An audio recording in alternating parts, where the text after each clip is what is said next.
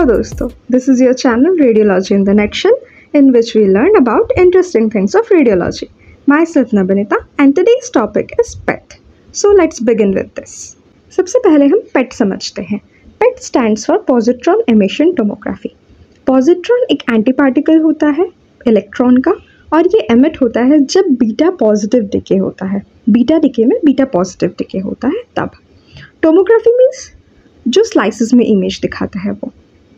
It is an imaging technique. ये एक imaging technique है जहाँ पे हम small amount of radio labelled biologically active compound जिसे हम रेडियो न्यूक्लियाइड कहते हैं उसको यूज़ करके हम डायग्नोस करते हैं डिजीज़ का. ठीक. It is use to produce an image showing the distribution of tracer in body. It is capable of providing quantitative information about biochemical and physiological process. ठीक.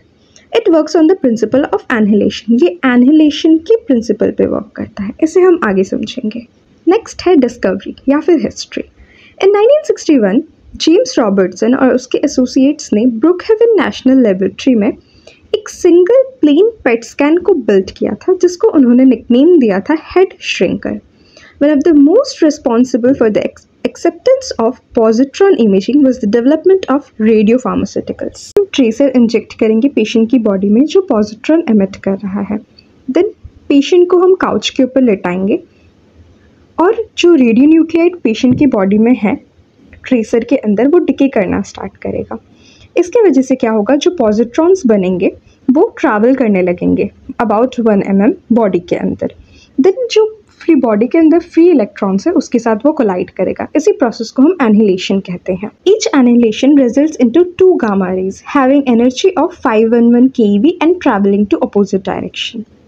मतलब 2 गामा रेज बनेंगे जो 51 keV के होंगे और अपोजिट डायरेक्शन में वो move करेंगे कुछ इस तरह. ठीक. अब 2 detectors register 2 photons at the same time. इसी को हम कोइंसिडेंस सर्किट कहते हैं या फिर कोइंसिडेंट इवेंट कहते हैं. ठीक. Coincident event stored as arrays that project through patient's body. Arrays reconstructed into tomographic image. अब हम कुछ इंपॉर्टेंट पॉइंट्स समझते हैं. सबसे पहला है एनिहिलेशन. एनिहिलेशन क्या होता है, जब फ्री इलेक्ट्रॉन्स जो हमारे बॉडी के अंदर प्रेजेंट होते हैं इंटरैक्ट करते हैं पॉजिट्रॉन के साथ और 2 गामा रेज बनाते हैं. ठीक. नेक्स्ट है line of force. The line in which the gamma rays travel after annihilation process and they are opposite to each other. ये है वो लाइन ऑफ फोर्स जो अपोजिट जा रहे हैं गामा रेज के. नेक्स्ट है हमारा कोइंसिडेंस इवेंट. कोइंसिडेंस इवेंट क्या होता है, when the gamma raise fall on the detector at the same time. ठीक. अब इस डायग्राम से हम पेट का प्रिंसिपल समझते हैं. सबसे पहले हमारा पॉजिट्रॉन एमिटिंग रेडियो न्यूक्लियाइड ने पॉजिट्रॉन एमिट किए और एमिट करने के बाद जो यहाँ पे फ्री इलेक्ट्रॉन्स हैं उनके साथ कोलाइड किया और एनिहिलेशन हुआ. एनिहिलेशन के बाद गामा रेज अपोजिट डायरेक्शन में गए जो हमारा लाइन ऑफ फोर्स है और डिटेक्टर पे स्ट्राइक हुआ जो हमारा कोइंसिडेंट इवेंट है और जो पल्सेस और एरेज हैं वो हमारे कंप्यूटर के पास गए और हमारा इमेज मैपिंग हुआ. ठीक. अब हम कंपोनेंट्स की बात करते हैं. सबसे पहला कंपोनेंट होता है हमारा स्कैनर गैंट्री जिसके अंदर डिटेक्टर, सेप्टा, कोइंसिडेंस सर्किट होते हैं. नेक्स्ट है पेशेंट टेबल जहाँ पे हम पेशेंट को लेटाते हैं. कंप्यूटर जहाँ पे हमारे एरेज जाते हैं. Then cyclotron. सबसे पहला कंपोनेंट है हमारा स्कैनर गैंट्री. गैंट्री एक रिंग शेप्ड माउंटेड फ्रेमवर्क होता है जिसमें detector, septa, coincidence circuit present होते हैं. सबसे पहला है हमारा डिटेक्टर. पेट में जो डिटेक्टर है वो BGO से बना होता है, बिस्मथ जर्मेनियम ऑक्साइड. इसमें 8x8 सेंटिलेशन इनऑर्गेनिक क्रिस्टल्स होते हैं जो एमिट करते हैं लाइट फोटॉन्स को जब उनके ऊपर इंट्रैक्शन होता है फोटॉन्स का. ठीक. 4 PMT अरेंज्ड होते हैं सर्कुलर पैटर्न में पेशेंट के अराउंड. नेक्स्ट हमारे कैरेक्टरिस्टिक्स हैं डिटेक्टर के जो कि है stability, efficiency, response time, after glow और डायनामिक रेंज. अब हम सिर्फ BGO ही क्यों यूज़ करते हैं, उसका मेन रीज़न है higher density and average atomic number compare to sodium iodide, that is high stopping power. हमें हाई स्टॉपिंग पावर्स चाहिए होता है और रिस्पॉन्स टाइम ज़्यादा चाहिए होता है. हाई रिस्पॉन्स टाइम चाहिए होता है जो कि है हमारा 300 नैनोसेकेंड जो NaI से ज़्यादा है, मतलब सोडियम आयोडाइड से ज़्यादा है।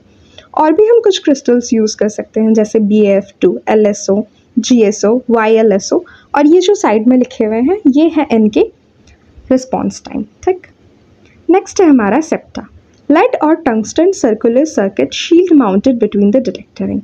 डिटेक्टर रिंग के बीच में लेड या फिर टंगस्टन सर्कुलर सर्किट लगा हुआ होता है। ठीक, लिमिट स्कैटर रेडिएशन, इसका जो काम होता है ये होता है कि स्कैटर रेडिएशन को यह कम करता है जो डिटेक्टर तक पहुंचे, स्कैटर्ड आउट ट्रांसवर्स प्लेन। ठीक, coincident circuit, specific electrical circuit जिसे हम कोइंसिडेंट सर्किट कहते हैं, वो गामा रेज को पिक करता है due to two gamma rays emitted during positron annihilation almost simultaneously. ठीक, the coincidence is very strong signature that distinguishes them from other photons. Next है हमारा पेशेंट टेबल, ये कार्बन फाइबर से बना हुआ होता है। ये केपेबल होता है मूविंग इन और आउट करना, out of the scanner. It adjusts to a very low position for easy patient access. Next है हमारा साइक्लोट्रॉन।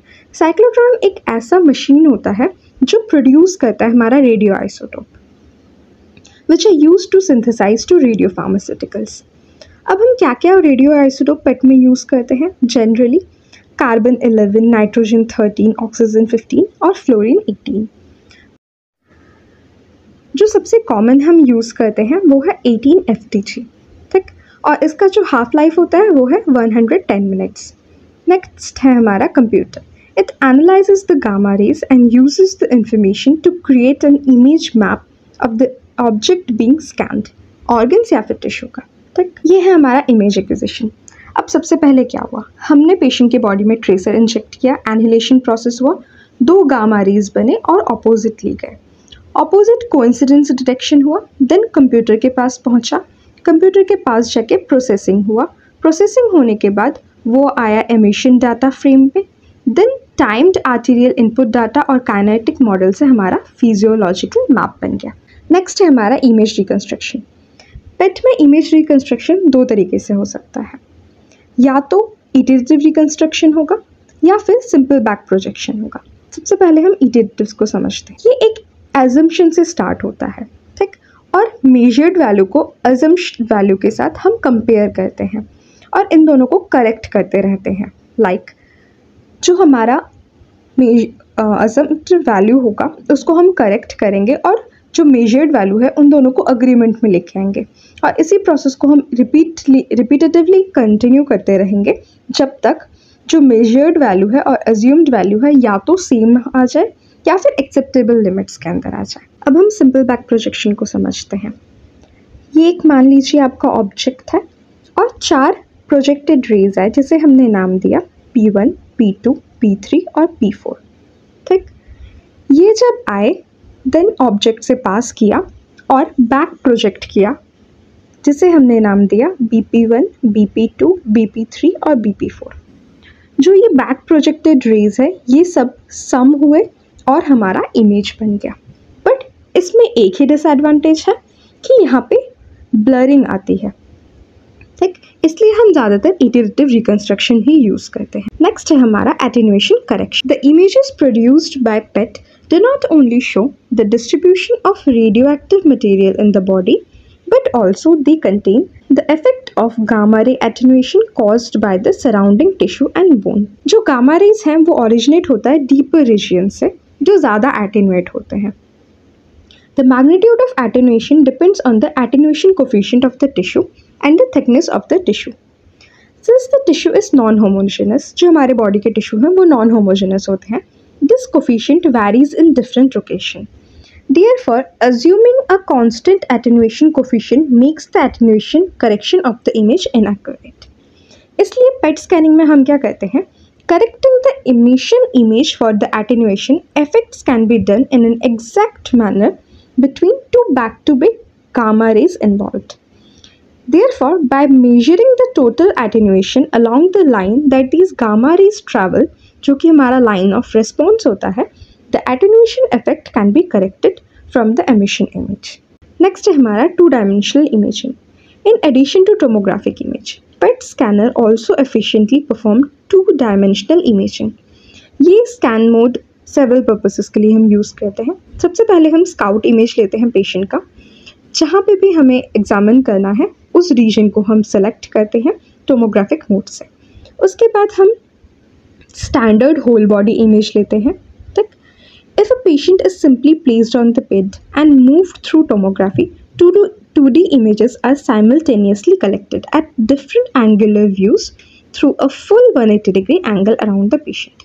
हमें कोई टोमोग्राफी रिकन्स्ट्रक्शन की यहाँ पे ज़रूरत नहीं होती।